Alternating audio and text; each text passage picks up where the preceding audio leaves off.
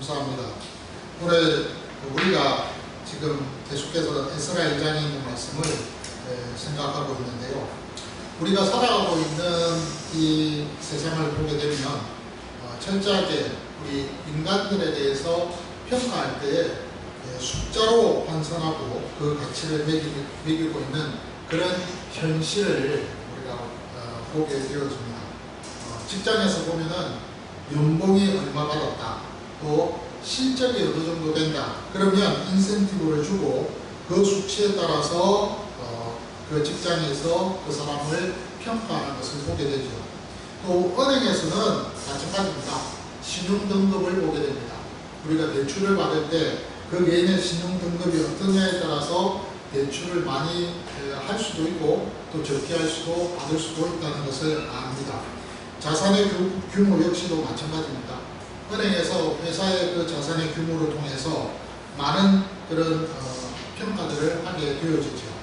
학교에서도 마찬가지입니다. 학교에서도 예외 없이 석차를 봅니다. 누구는 1등이고 누구는 2등이고.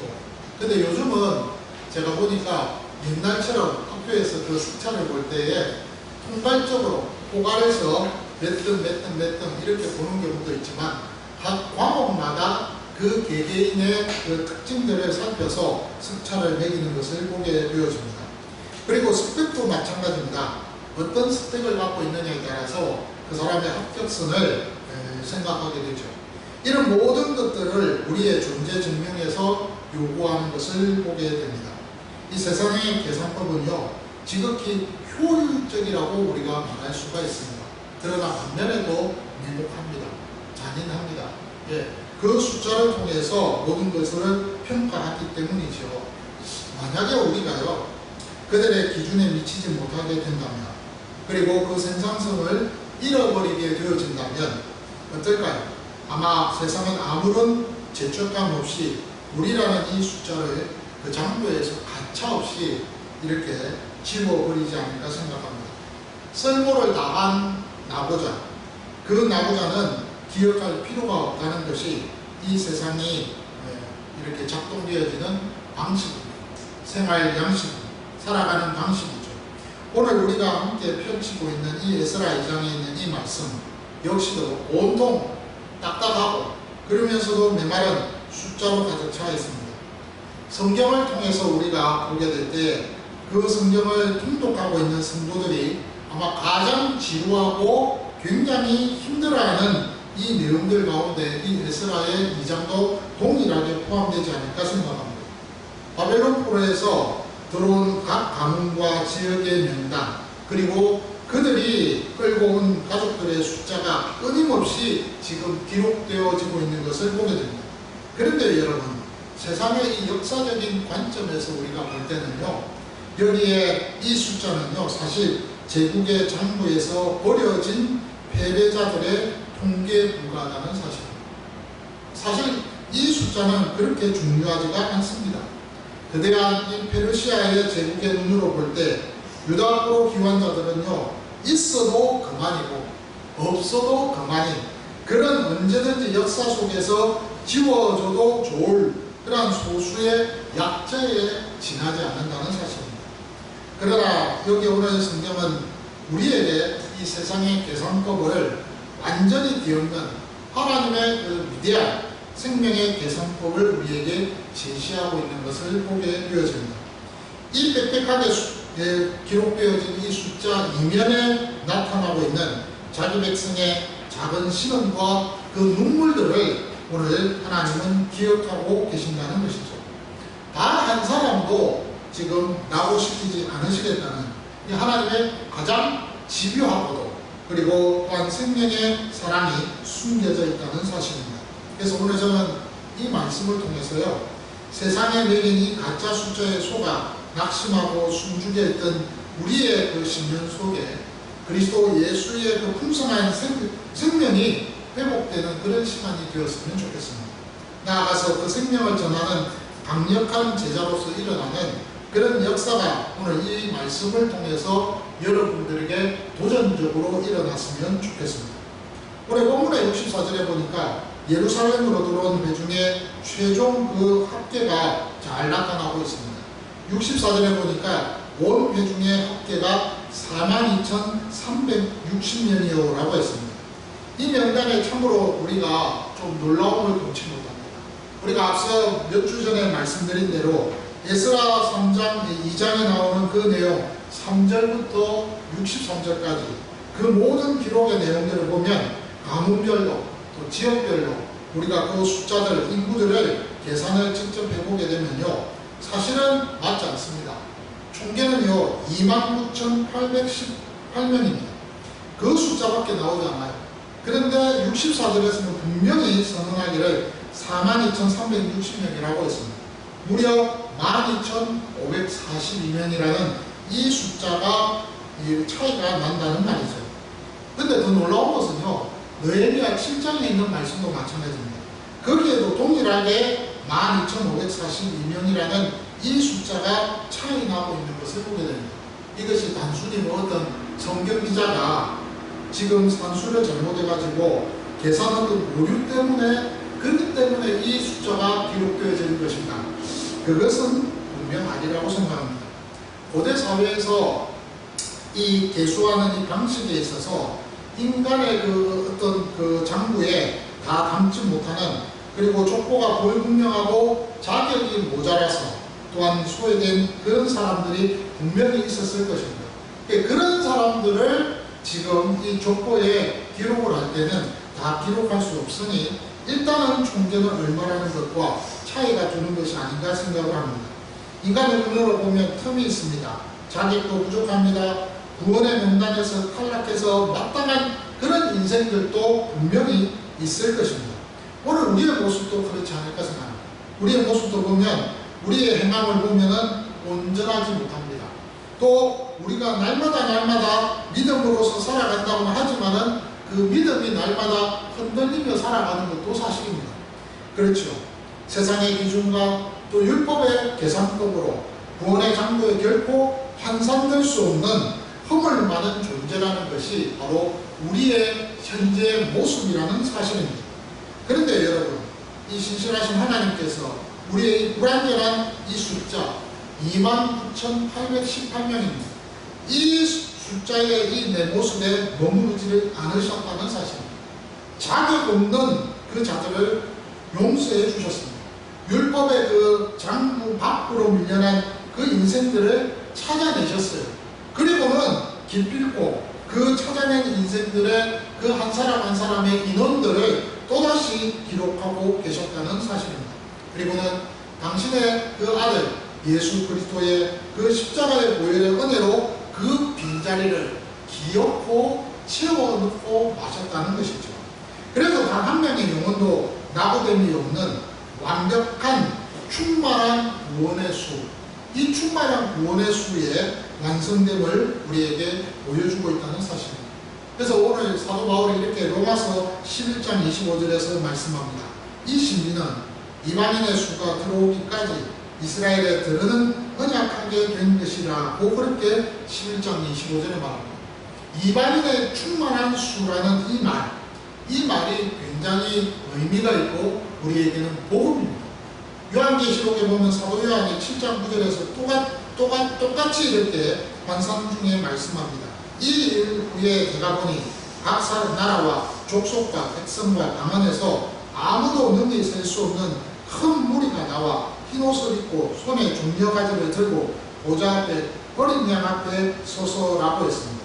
여기 보면은 각 나라와 족속과 백성과 방언에서 아무도 능히 셀 수 없는 큰 무리라고 했습니다. 우리의 구원은요 나의 완전함이나 나의 의로움에서 근거될 것이 전혀 없습니다. 나의 연약함과 구멍난 이 인생의 빈틈을 그리스도의 생명과 십자가의 은혜로 채우시는 그 하나님의 충만한 이 계산법, 그 위에 우리의 구원이 이루어졌다는 사실입니다. 세상이 우리를 아무리 실패자라고 지워버리겠다고 그렇게 말을 하고 그렇게 치부한다 하더라도 주님은 그분의 생명의 장부에 우리를 완벽하게 구원의 수로 지금 계수하고 계셨다는 사실을 여러분 감사하게 생각하셔야 된다는 것입니다. 오늘 이어지는 계속 66절과 67절의 말씀에 보면 거기에서 바빌론에서 이끌고 나온 가축들의 숫자가 아주 구체적으로 잘 나열되고 있는 것을 보게 됩니다. 말이 736마리입니다. 노새가 245마리입니다. 낙타가 435마리입니다. 그리고 나귀가 6,720마리라고 되어 있습니다. 여러분, 고대 근동 사회에서 말이라는 존재는요, 그 제국의 군사력, 어떤 부를 나타냅니다. 왕족의 권력을 나타냅니다. 그것을 상징할 때에 사용되는 짐승이 바로 말입니다. 그래서 고대에 여러분, 애굽이라는 나라가 고대 왕국에 있어서 가장 첫 번째 거대한 제국으로 그렇게 존재하고 있은 그 당시에 바로에 의해서 군사력이 키워지고 말들이 있게 되어졌는데요. 그 말들의 수가 어마무시하게 많았던 것을 보게 됩니다. 근데 반면에 여러분, 나귀를 보십시오. 나귀는요, 평범한 시민들의 짐승들입니다. 하루치의 양식을 얻기 위해서 무거운 짐을 나르고요, 또 밭을 갈 때도 사용되는 짐승이 바로 나귀입니다. 그리고 거칠고 고단한 생계형 자산이라고 우리는 이 나귀를 말할 수가 있을 것입니다. 근데 오늘 본문에 보니까 귀한 자들의 이 무리들이 지금 화려하고 강력한 그 말들을 이 자기의 고향으로 데리고 갈 때 고작 몇 마리입니까? 736마리라고 했습니다. 그런데요, 서민들의 애완과 땀방울이 이렇게 묻어있는 그 나귀는요, 무려 6,720마리라고 그렇게 기록하고 있습니다. 엄청난 차이를 보죠. 아주 극명한 그런 차이를 보게 되어집니다. 예루살렘을 향해서 1500km라는 엄청난 대장정의 거리를 지금 그 여정을 걸어가고 있는 그 상황 속에서 이 위대한 영웅들의 화려한 군대의 행진이 어떻습니까? 너무나도 지금 아주 소박합니다. 아무것도 아닙니다. 말이 아니라 나귀를 앞세워서 나아가고 있다는 그런 말입니다.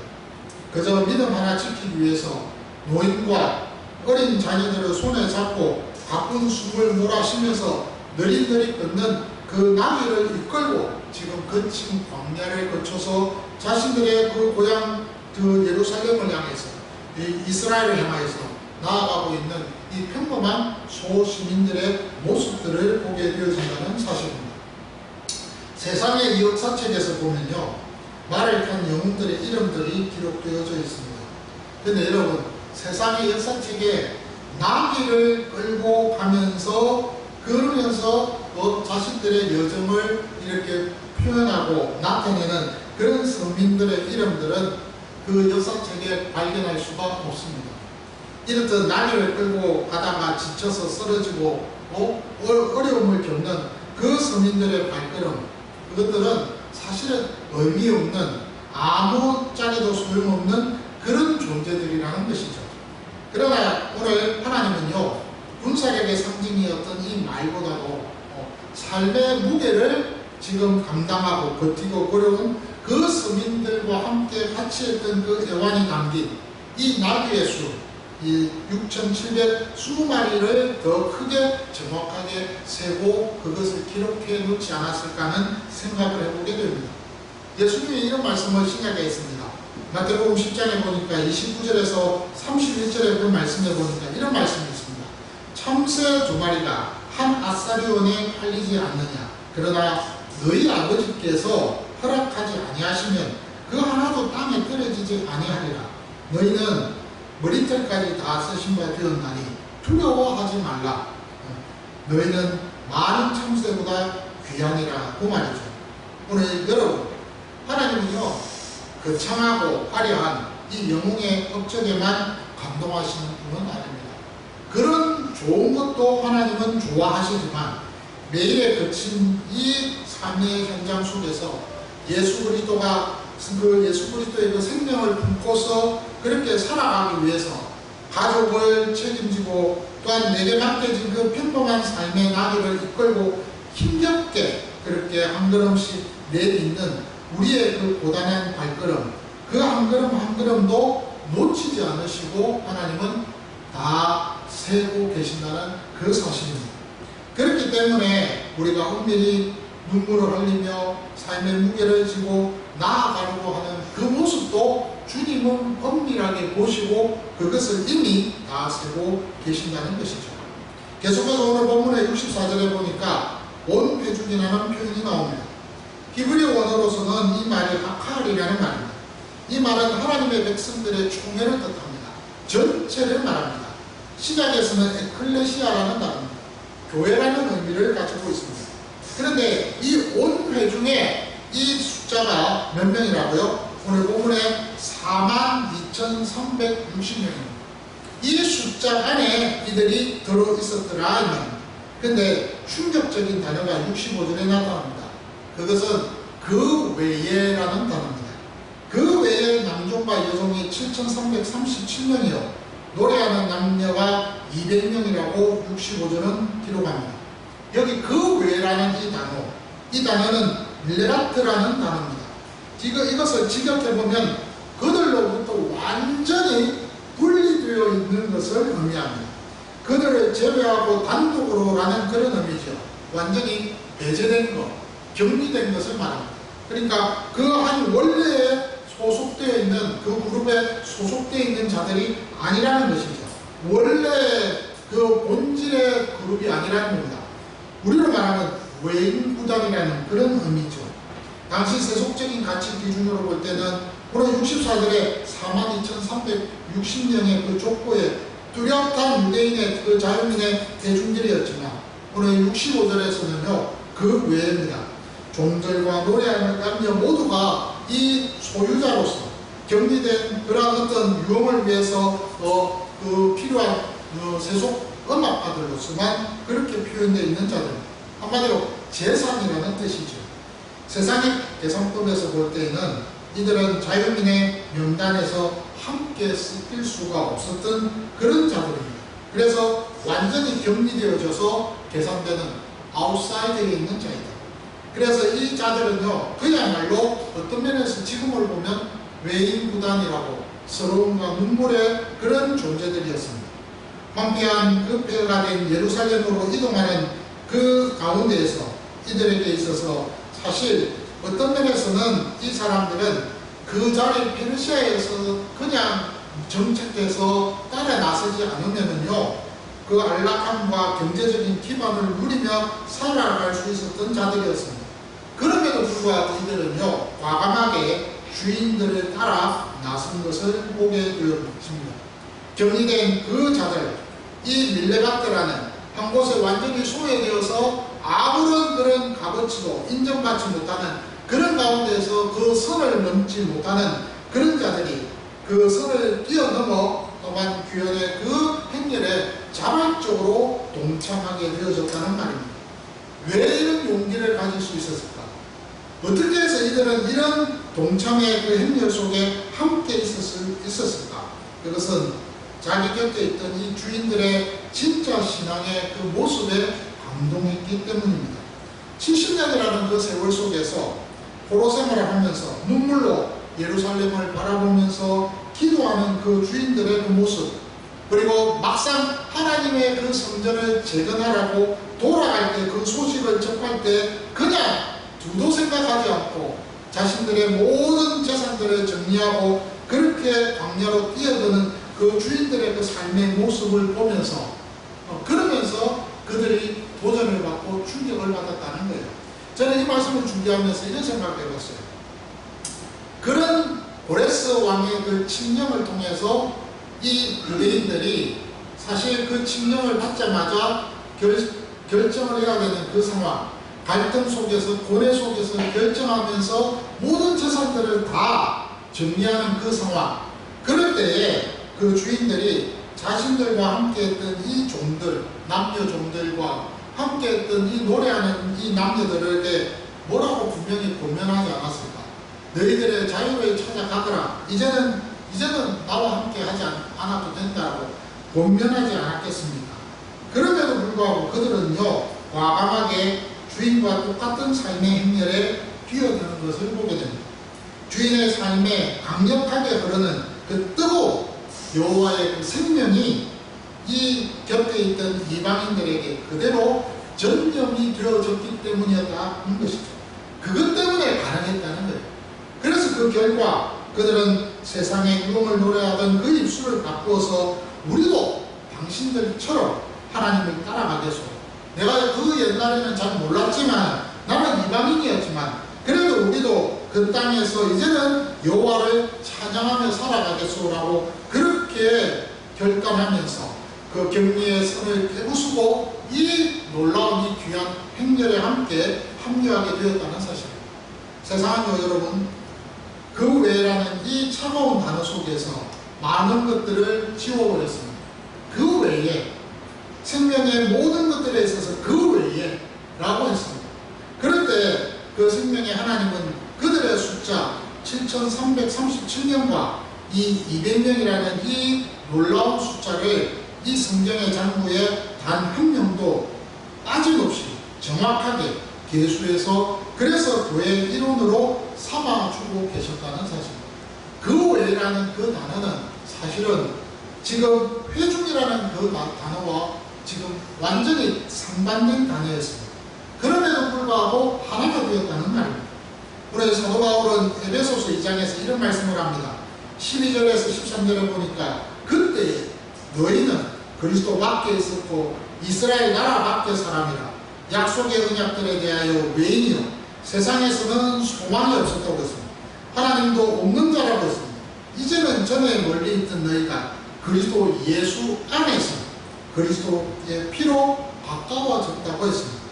주님의 피로 사신 이 교회, 이 교회는요 세상의 모든 차별과 격리의 경계를 부수고서 외인이었던 우리를, 이방인이었던 우리를 지금 친히 한 가족으로 삼아주신 거룩한 생명의 공동체가 되어졌음을 알아야 합니다.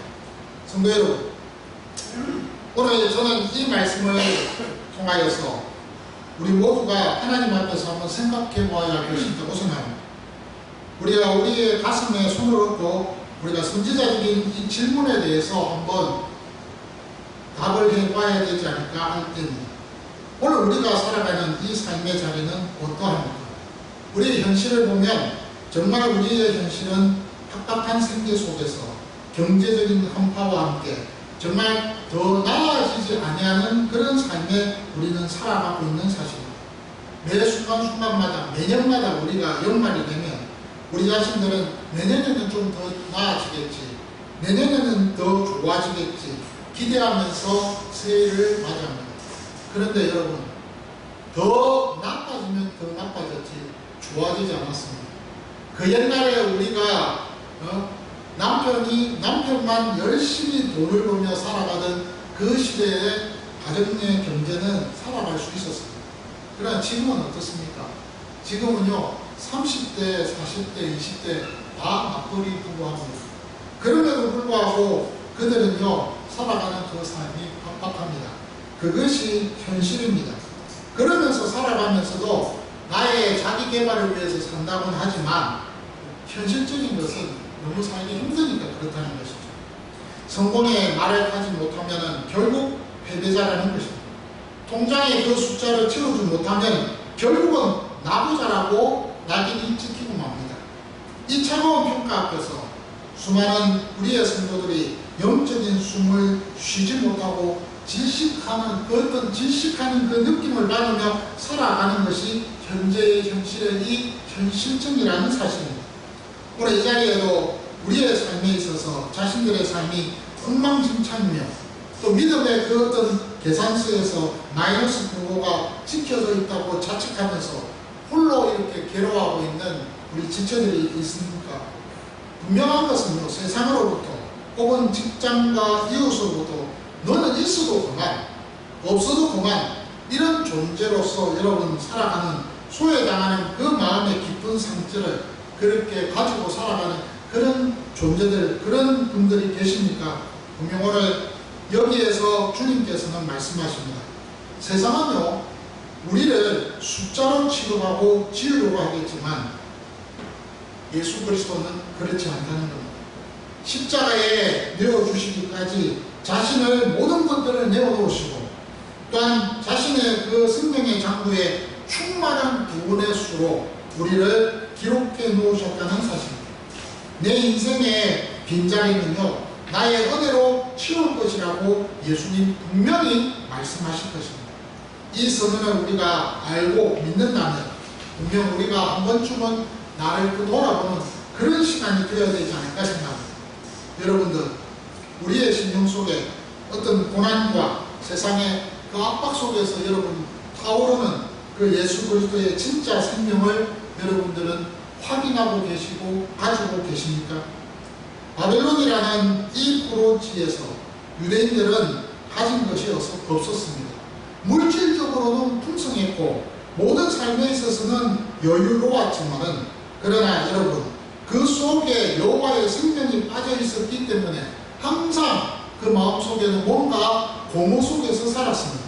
그러나 여러분, 그 여호와의 생명을 발견하고 고레스를 통하여서 자신의 본국으로 돌아가는 그 말이 떨어지는 그 순간에 그 사라졌던 여호와의 생명이 있었음을 다시 한번 확인하고 그 마음이 뜨거워져서 그 옆에 있는 이방인들인 그 노비들도, 그 종들도, 세속의 그 악사들까지도 그들의 그 삶에 있어서 그리스도의 생명, 여호와의 생명이 전면시켜져서 함께 예루살렘으로 뛰쳐나가는 그 모습, 여러분 보니 얼마나 감동입니까? 그런데 오늘 여러분, 우리의 모습은 어떻습니까? 우리가 내 안에 예수 생명이 있다고는 분명히 알고 있고 고백하고 있습니다. 저 역시 마찬가지입니다. 예수 생명이 내 안에 있다라고 그렇게 생각하면서, 그러면서 믿으면서 그렇게 우리가 이렇게 살아갑니다. 근데 정작 여러분, 세상의 사람들과 똑같이 돈의 숫자에 벌벌 떨고 또 우리의 어떤 명예 속에서 세상 사람들과 똑같이 살아가는 방식을 가지고 계산하면서 살아가는 이 모습을 보면 어쩔 수 없는 연약 속에서 우리가 살아가고 있구나 하는 것을 생각하고 고백하게 되어진다는 사실입니다. 분명한 것은 여러분, 내 안에 그리스도의 생명이 있다는 그 자체를 우리 자신들이 매 순간순간마다 주님 앞에서 이 삶의 현장에서 맛을 보며 살아가는 것이 중요하다는 말입니다. 내가 사람을 만날 때도, 내가 무언가를 할 때에도 내 안에 계시는 그 그리스도의 생명이 나를 붙들고 흔들고 이끌고 가고 있다는 이 사실을 확실하게 믿고 붙들고 있다면 우리의 삶에 있어서 분명히 낙심과 고뇌와 갈등이 아니라 하나님 앞에서 기도하면서 기대하면서 나아가는 삶이 되지 않을까 생각합니다. 우리는 내 안에 예수 생명이 있는 그 사실에 대해서 감격해야 됩니다. 나를 날마다 주님 앞에서 나아가게 만드는 그 놀라운 은혜들을 우리가 생각해야 한다는 사실입니다. 날마다 접하는 내 가족들, 내 직장 동료들, 내 이웃이 나를 보면서 정말로 무언가를 고백하게끔 만들어야 됩니다. 어떤 고백이요? 당신이 믿는 예수의 생명이 도대체 무엇이기에 나도 그 예수를 한번 내가 믿어보겠다라고 그런 말을 한번 들어볼 줄 알아야 된다는 것입니다. 아니, 예수 믿는 당신이나 나나 뭐 다를 거 없는데 하면서 그러면서 그 별거 없다라고 그렇게 생각하고 우리에게 냉소한다면 분명 우리는 가슴을 치고 회개해야 한다는 사실입니다. 우리가 세상의 가짜 숫자에 속아서 생명의 그 능력을 잃어버렸기 때문에 내 곁에 있는 영혼들이 생명을 얻지 못하고 죽어가고 있는 것이 아닌가 생각합니다. 예수님은요, 우리에게 분명히 말씀하셨습니다. 그러므로 너희는 가서 모든 민족으로 제자로 삼아 아버지와 아들과 또한 성령의 이름으로 세례를 베풀고 내가 너희에게 분부한 모든 것을 가르쳐 지키게 하라고 명령하셨습니다. 그러면서 우리에게 약속하신 말씀이 볼지어다 내가 세상 끝날까지 너희와 항상 함께 있으리라고 말이죠. 주님이 임마를 하시기 때문에 우리는요, 이 사명을 넉넉하게 감당할 수 있습니다. 그 임마누엘이 지금에는 그리스도의 생명이 내 안에 계시고 그 영이 나를 붙들고 계시다는 그 말씀으로 우리에게 위로하고 믿음을 주신다는 사실입니다. 그러므로 여러분, 제자 삼는 일은요, 교회의 선택사항이 아닙니다. 내 안에 예수 생명이 있다면 자연스럽게 밖으로 터져나와서 영혼을 살려내는 생명운동이 되어져야 한다는 사실입니다. 그렇기 때문에 오늘 저는 여러분들에게 한 두 가지 정도 말씀을 한번 전해보고 싶습니다. 첫째는 세상이 매긴 가짜 숫자에 속지 마시고요. 나의 나비를 이끌고 당당하게 걸어가는 자들이 되었으면 좋겠습니다. 화려한 말을 여러분들에게 요구하지 않습니다. 기죽지 마시기 바랍니다. 매일 아침마다 무거운 삶의 무게를 지고 일터로 나아가는 그 무거운 발걸음, 그리고 가정을 지키기 위해서 자녀를 눈물로 양육하는 그 고단한 일상들, 결코 허무한 일은 분명 아닙니다. 하나님은 제국의 강력한 말보다 여러분들의 이 땀 흘리는 이 모습, 이끌고 나아가고자 하는 이 소박한 생계형 그 나비를, 그 숫자를 지금도 세시고 계십니다. 앞서 말씀드린 대로 머리털까지 세시는 그 하나님, 그 선밀하신 그 하나님께서 당신의 생명의 법을 의지하며 당당히 나아가기를 소원하는 우리를 그냥 버려두시겠느냐 이 말입니다. 둘째는 당신의 삶을 통해서, 우리의 삶을 통해서 세상의 노래를 부르는 자들에게 그리스도의 생명을 전염시키는 그런 제자가 되었으면 합니다. 내 인생에 있어서 산술적인 계산은 분명 맞지 않습니다. 구멍이 뻥뻥 뚫리는 그런 모습 속에서 살아갈 수 있을 것입니다. 그럼에도 불구하고 여러분, 세상이 나를 그 외에 존재하는 그런 모습 속에 외면한다 할지라도 내 안에 역사하고 계시는 그리스도 예수 그 생명 때문에 기뻐하고 감사하고 또 예배하는 그 자리에 끝까지 지키는 진짜 이 생명의 삶을 정면에 보이는 그런 삶을 살았으면 좋겠다는 것입니다.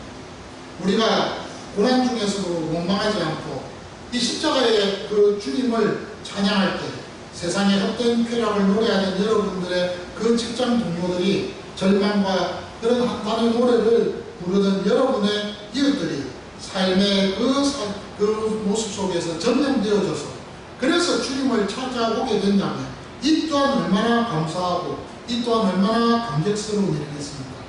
당신이 믿는 예수의 생명, 그 생명이 도대체 무엇이기에 이 힘든 상황 속에서도 그렇게 평안할 수 있겠는가?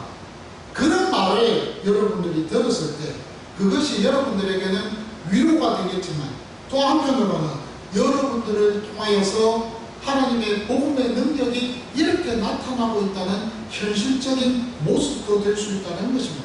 그래서 자발적으로 나도 당신처럼 그렇게 한번 예수 믿어보겠소라고 그렇게 고백한다면 이 얼마나 놀랍고 기쁜 일이겠습니까?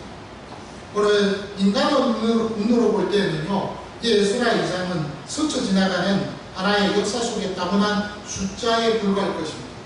그러나 여러분, 빽빽한 이 숫자 속에서 자기 백성들을 향해서 하나님의 신뢰하고도 세밀한 이 생명의 사랑이 뜨겁게 또한 요동치고 있다는 사실을 아셔야 한다는 사실입니다. 이번 주간에 이 한 주간도 세상이 요구하는 그 어떤 숫자 보고 그 앞에서 여러분 작아지고 외로워질 때마다 여러분들은 꼭 기억하셔야 할 것이 있습니다. 그것은 바로 에스라의 숫자를 기억하십시오. 그 에스라의 숫자 중에 그 외에라는 그 숫자를 기억하시기 바랍니다. 세상은 나를 숫자로 취급합니다. 그러나 그 외의 존재로 선을 그었다 할지라도 하나님은요, 저와 여러분들을 단 하나의 뿐인 천하보다 귀한 생명으로 여기고 계신다는 사실을 분명 알고 계셔야 합니다. 나보다 나를 더 아시고 내 삶에 지친 그 발걸음을 계수하고 세시고 계시는 그 세밀하신 그 은혜의 하나님, 그 그리스도 예수의 생명의 능력을 온전히 붙들고 믿고 나가야 합니다. 내 안에 예수 생명이 있다는 것 여러분 확실히 믿으십니까? 그 생명이 저와 여러분들을 이곳에 있게 했습니다. 그 생명이 저와 여러분들을 이 땅에서 버티게 하고 있습니다. 그 생명이 저와 여러분들을 통하여서 하나님의 나라를 확장시키기를 원하고 계십니다. 그렇기 때문에 우리가 그 생명을 통하여서 그 생명으로 인하여서 내 이웃과 그 일터에 그리스도의 생명을 전면시켜 나가는 제자 삼는 그 생명운동의 주역들이 되어야 되지 않겠습니까? 이런 은혜의 주인공들이 되시기를 주의 이름으로 축원합니다.